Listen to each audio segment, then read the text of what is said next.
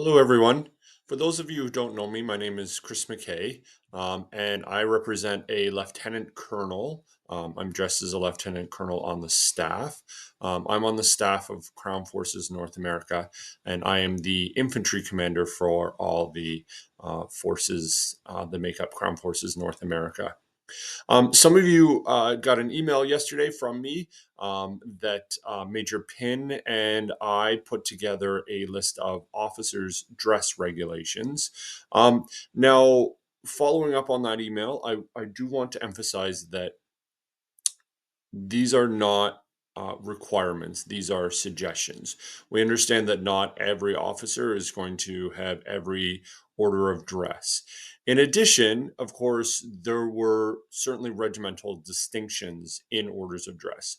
And a great example of that is I indicated that mess dress would have a black neck stock or cravat, whereas the 42nd Regiment of Foot, their standing orders require a white neck stock for mess dress. So there are individual regimental distinctions within those, but we wanted to publish guidelines. Often we get asked, particularly for something like a mess dress, what should I be wearing? And some people will indicate, well, I should be wearing breeches and stockings, or other people indicating, well, I'm just going to wear my gray trousers. So we wanted to publish these regulations as a rough guideline for people that had those questions. Now, on your screen right now, you can see we've created a chart with sort of three variations. Now, the important thing to understand is that we had to take the period regulations and modify them for our own uses a little bit. For example, evening parade dress involved white pantaloons and hessians.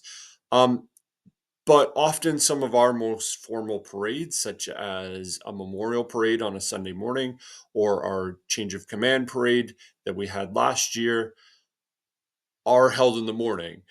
So it's a bit of a modification to suggest that we're going to wear evening parade dress in the morning, but that's because of our sort of unique needs.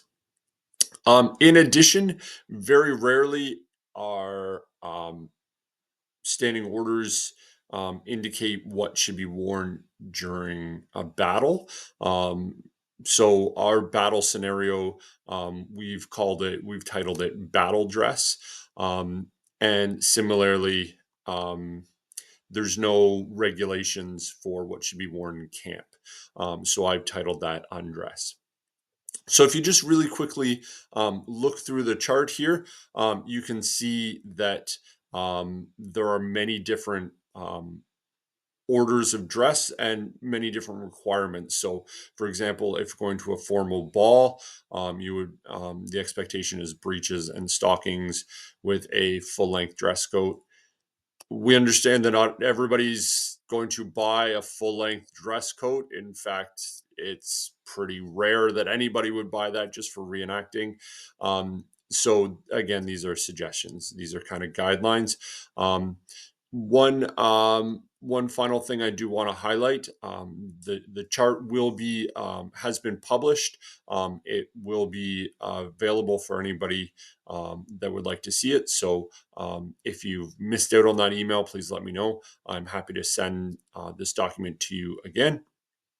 Um, and one thing that we often miss out on, it is regulated in the 1811 clothing regulations that officers should be wearing short boots or shoes with gaiters. So often we think, well, I'm an officer now, I don't need to wear gaiters anymore, but they still perform that same function. So if you're wearing low shoes, still gaiters are indicated.